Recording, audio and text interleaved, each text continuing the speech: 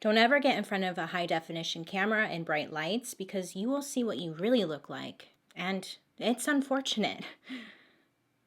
I'm just kidding. I'm beautiful.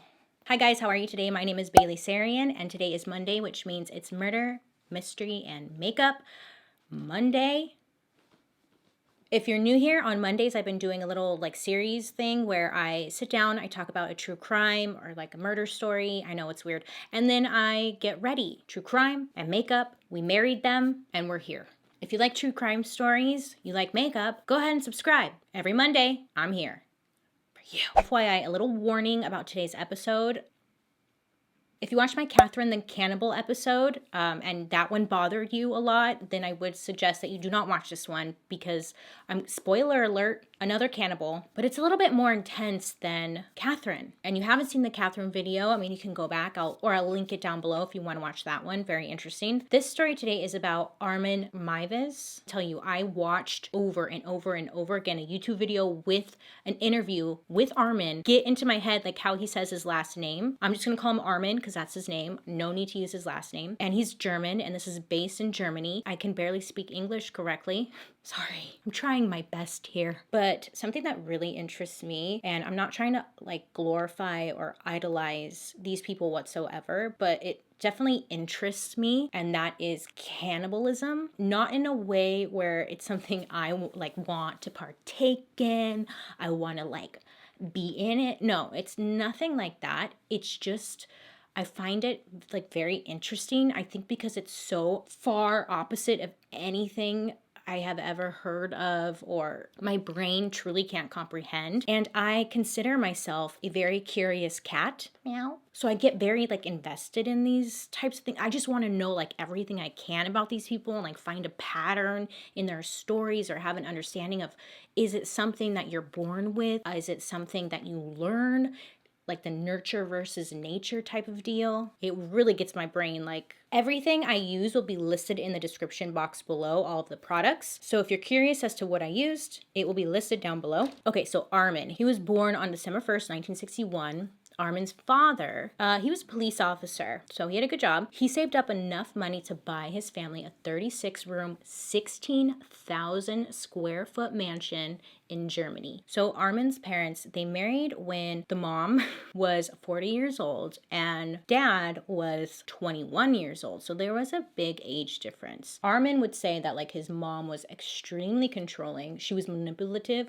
Jesus Christ. She was manipulative. She was jealous. She was always accusing her husband of cheating, and that she got pregnant with Armin pretty much as a way to keep her husband. Not because she wanted a baby, but because she just wanted to pretty much keep her husband so he wouldn't leave. His mom was extremely just possessive of him. I guess his mom and dad would always fight, and then she would threaten to kill him all the time. This was just a normal thing that would happen in the household, and it was just a very toxic relationship. So there were a total of 3 kids. So Armin was the youngest, and then he had 2 older siblings.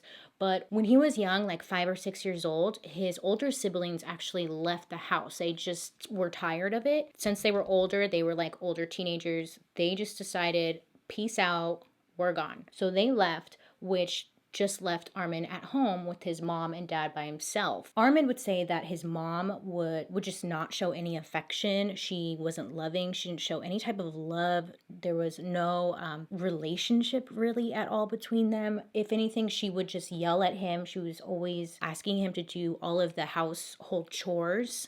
She wouldn't really do anything. It was always up to him. And he's 6 or 7 years old. And then eventually, Armin's father just picked up and left. And Armin was 7 years old. So when he was pretty young, his dad just stormed out of the house, got into the car, and drove off. No explanation, nothing. And he never saw him again. So not only did his older siblings leave, so did his father. So I can't imagine what that's going to do to a child. But life goes on. And to keep himself busy, to pass the time, he would read.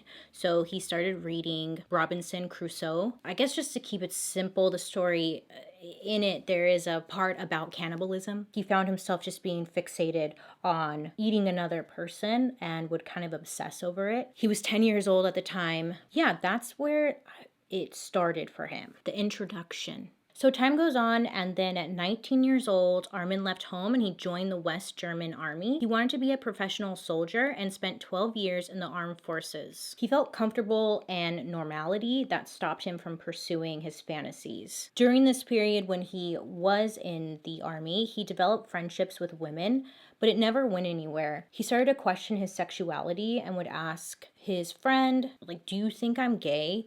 And his friend would say, that's something that you need to know. I can't tell you that. His friend, because there's an interview with his friend, he would say that, like, everyone kind of knew he was gay, but it was kind of like Armin was the last to know. Or maybe he just didn't know what it was. And then he started drinking. He started drinking pretty heavily. He ended up getting in 2 car accidents, and both of them were because he was driving intoxicated. And then he ended up getting kicked out from the army. So then he moves back home with his mom. And at this point, he's now 32. So he was in the army for a while. So Armin moves back home with his mom. At this point, she's older now. She's ill. She really can't do much for herself any longer. Not that it's from the sounds of it, it doesn't sound like she really did anything on her own anyways. But he went there to take care of her. Plus, there was plenty of room because she lived in this humongo mansion. He decided to go in a different career path, though, and he ended up becoming a computer engineer, and he succeeded in his job doing that. He worked for, I believe, a bank. So then the 90s come around, and Armin got introduced, or the whole world got introduced to the World Wide Web, the good old days. Now, back in, like, when the internet first started, first of all, websites were super janky, but also the internet really wasn't that monitored as well. So, like, there wasn't anyone policing things that could be illegal. You see what I'm saying? Armin started to poke around on the internet, kind of like typing in whatever, and he came across a community of cannibals. It was like a website that was for cannibals, and they would all discuss. It was pretty much like a forum where everyone would come together. Not everyone, the cannibals would come together and talk about how they pretty much wanted to eat each other and their fantasies of eating people. So when Armin saw this, he was like, hell yeah, there's other people out there like me. So I'm not alone in feeling like this. Like, there's other people out there feeling like this. And the internet really, it bridged a gap between fantasy and reality. He ended up building his own website where he can openly talk about cannibalism, and he would also create fake images. There was this website that he would visit. It was called Cannibal Cafe. And naturally, when I read that, I was like, Cannibal Cafe. And I tried to, like, go to the website or whatever. I was just curious to know if it was still up. It's not up anymore. But if you use Wayback Machine, it lets you browse past internet stuff that you really can't find nowadays. And you can find it through there. You can't find Armin's posts from back then. A lot of them got removed once shit went down. But it's such an interesting website. It's creepy. And it's pretty much just a cheap looking, well, yeah, because the internet back then was so basic. So it's like a forum, and people would just post about, like, their fantasies. I want to eat your flesh. And just, well, I can't wait to murder this girl and eat her. Yeah, a lot of that. So Armin, being the little crafty little bitch that he is, he would go down to, like, a butcher shop. He would buy some meat. He would take this meat and, like, shape it and sculpt it into make it look like they were body parts. He would take photos of it, and then he would post it on these websites that he was visiting and make it look like he really did kill somebody, and, like, brag about how he killed somebody and cooked them and ate them and stuff. So people have been lying on the internet since day one. So just FYI. He made it look like it was real dead bodies, and he was sharing these images on the cannibal websites, and people were believing it and, like, idolizing him because he was actually doing it. Like, all these people on there were talk, and he was actually doing it. So he kind of became a little internet famous. Then the 2nd of September 1999 rolls around. Armin comes home from work, so he's still working his computer engineering job. He comes home from work, he goes up to his mom's bedroom, and he finds his mom dead in bed. Now, most of us would be really sad, but Armin was like, fuck yeah, she dead. Finally, he was excited because he was free. He was finally free from his mom's control, from her abuse, and he felt like he could finally deep dive into his fantasy of eating people because his mom wasn't there any longer to judge him.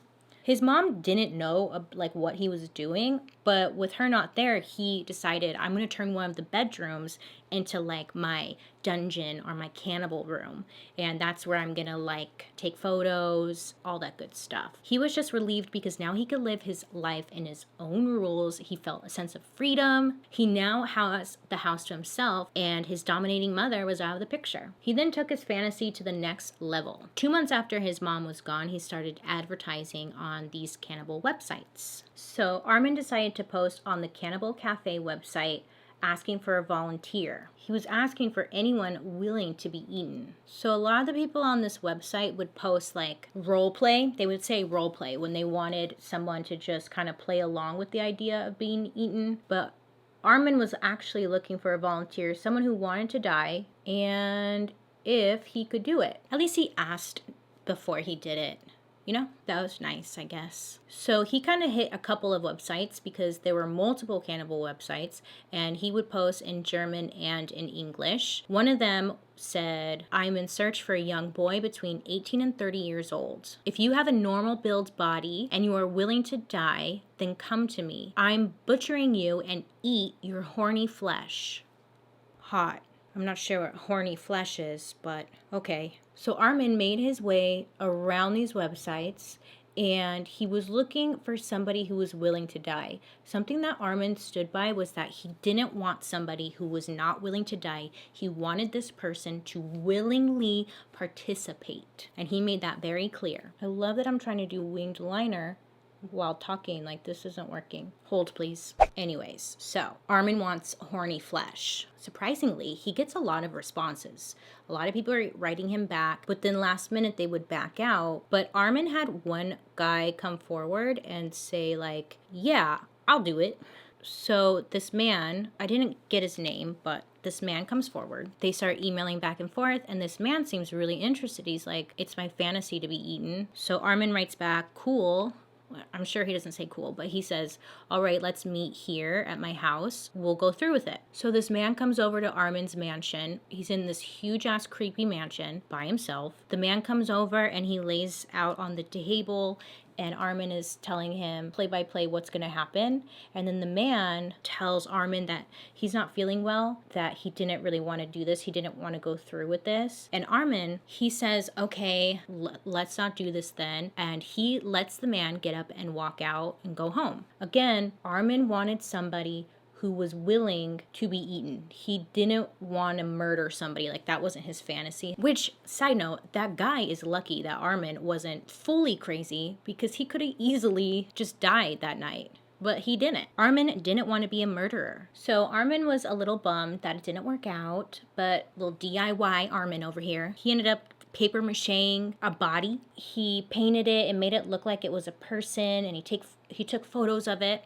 He also got a mannequin from a store, one that was being thrown out. He got this mannequin, painted it, again, making it look like a dead body. He would take pictures of it and post it on the cannibal website, making it look like he did kill somebody and ate them. I mean, the internet was just going crazy over him. They're like, "Wow, you're our hero." They were just really idolizing Armin and the fact that he was killing and eating people. So Armin was, internet king on this cannibal website, and was determined to find somebody who was willing to die, right? And he prepared one of the extra rooms in the house to be the slaughter room, and the slaughter room had no windows in there. He had a cage to hold his victims or whatever, and he also had meat hooks hanging from the ceiling, kind of like Catherine. So finally, he gets a response.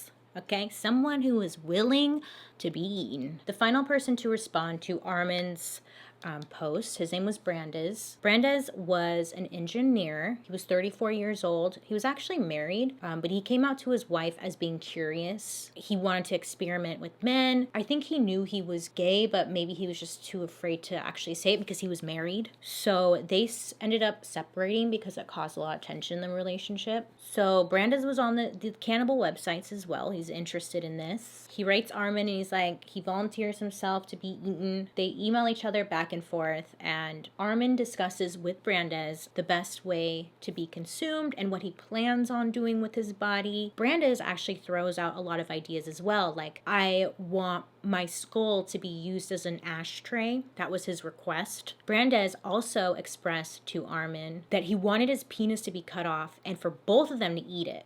He wanted to share the eatation of the penis. Brandes said that this was a big fantasy of his, to chop off his wiener.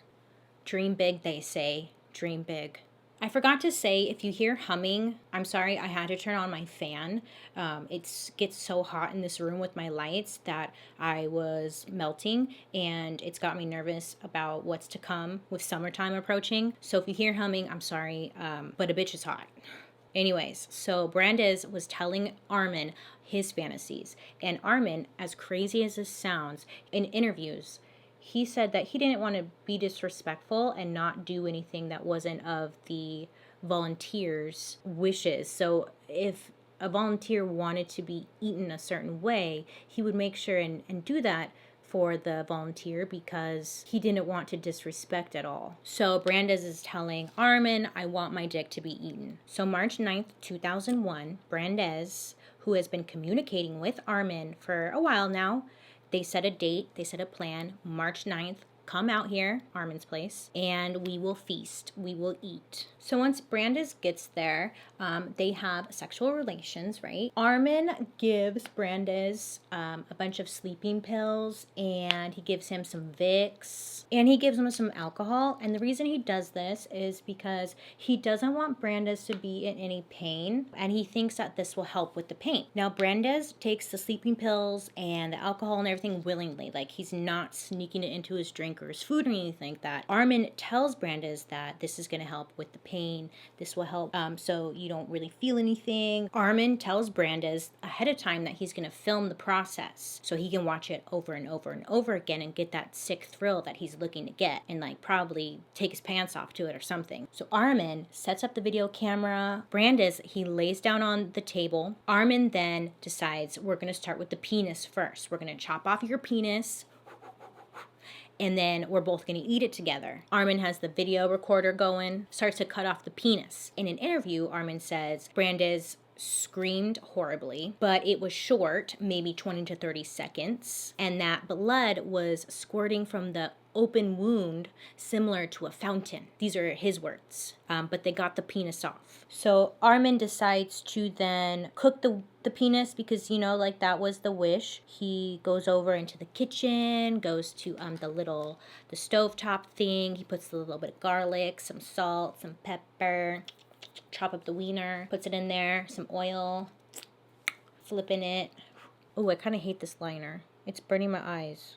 So after cooking the wiener, he serves it to Brandes and himself on a nice plate, feeds it to him. Armin says that the penis tastes disgusting. It was super chewy and it just wasn't edible, and he was pretty bummed. He said it was really disappointing, but it just was not edible. Brandes is bleeding a lot, creating a mess. Armin decides to put Brandes into the bathtub. That way he could like run the water and it wouldn't be so messy because he's bleeding. He's just gonna let him bleed out essentially, and he sits in the bathtub and he just waits it out. Every 15 minutes Armin would go and like check on him in the bathtub. He said that, you know, it was a really slow process. Like he thought he was gonna die a lot faster, but he was just dying at a slow pace. So he busted out his Star Trek book. I'm not lying, this is what he said in the interview. His Star Trek book. You know, kill the time, read this book, and wait it out until Brandes died. He wasn't dying fast enough. So about after like 3 hours, Armin just goes in there. He says, sorry, I'm just gonna slit your throat because you're taking too long to die. Gives Brandes a kiss, and then he slits his throat. You know, there's just a lot going on in this story to the point where like, it's really hard to believe. Okay, once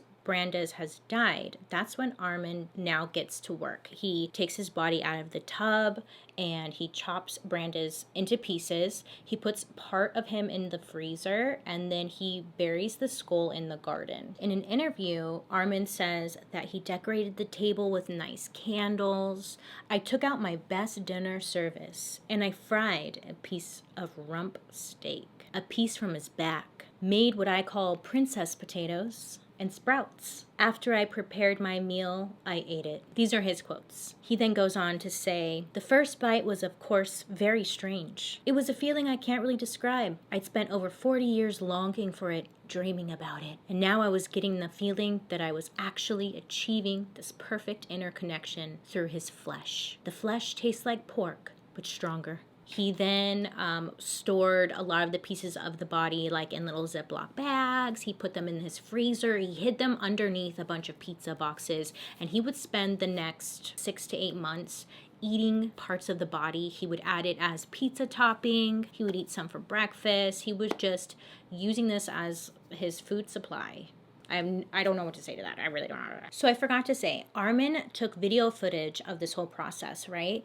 But then he also took photos of the process as well. Armin then went on to his cannibal websites again, and he uploaded these photos of Brandes onto the website and like his body. And of course, once again, like this website goes crazy for him. They're like, oh my God, you're the best. And they're really idolizing him. I mean, Armin never acknowledges this, but I personally believe, which means nothing, but that he probably was getting some kind of high from this. Like, what comes from a family who really didn't even acknowledge him to now like being recognized for something, and that probably really made him feel good. Late November, early December, that's when Armin decides to go back onto his cannibal websites and advertise again because he wants a new volunteer. His supply is running low. He's been eating all of this meat for the last couple of months, and he needs a new fix. He needs some new fresh meat. He posts on a couple of different cannibal websites. Again, on this site, there was this Austrian student who saw Armin's posts and saw the pictures of the bodies and stuff, and then saw that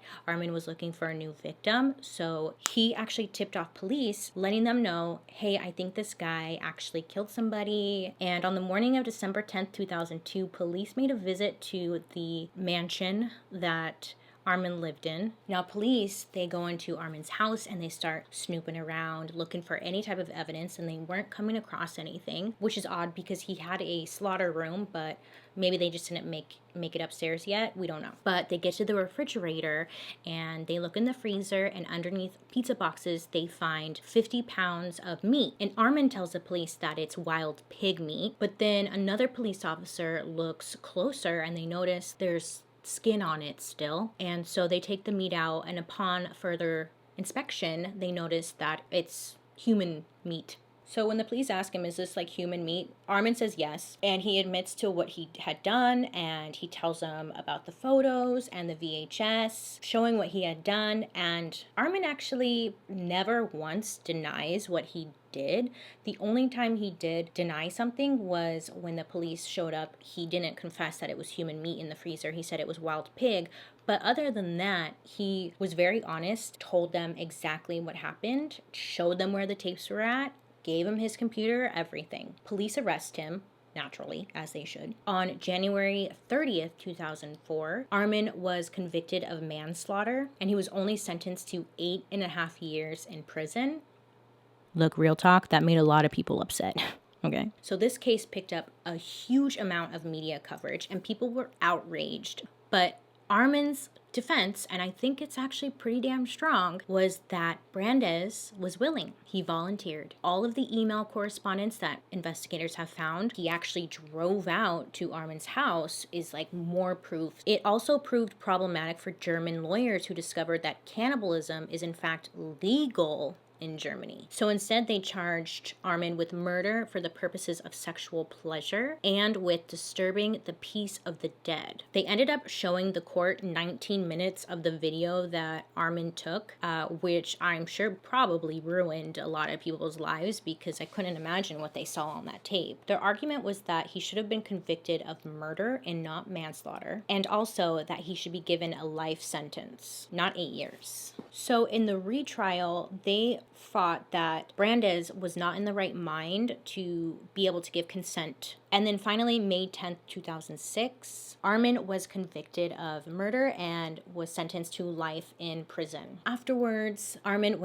he's in prison now, he's still in prison. He actually became a vegetarian, so he doesn't eat meat anymore. And he has done interviews, which you can find easily on YouTube, and I can link some down below. And in these interviews, he's very calm, very well spoken. He would not even Hell, there's one thing I've learned about doing these murder mystery things is that nobody ever looks like a killer, but they're probably a killer. So he looks normal as hell, but he's a fucking killer. And yeah, he seems good, I guess. I don't know. He says what he did was wrong and he acknowledges that. So yeah, I mean, this is Germany too. Like, I have no idea how their legal system works. I don't even know how our legal system works, for Christ's sakes. Don't know what the hell's going on over there in Germany. So that's the story about Armin Meiwes. Let me know what you think of this story down below. I would ask the question, do you think he deserved life in prison? But I have a feeling everybody's going to say yes. A piece of advice would be anyone who looks really normal to you, they could potentially be a murderer. So don't be judgmental.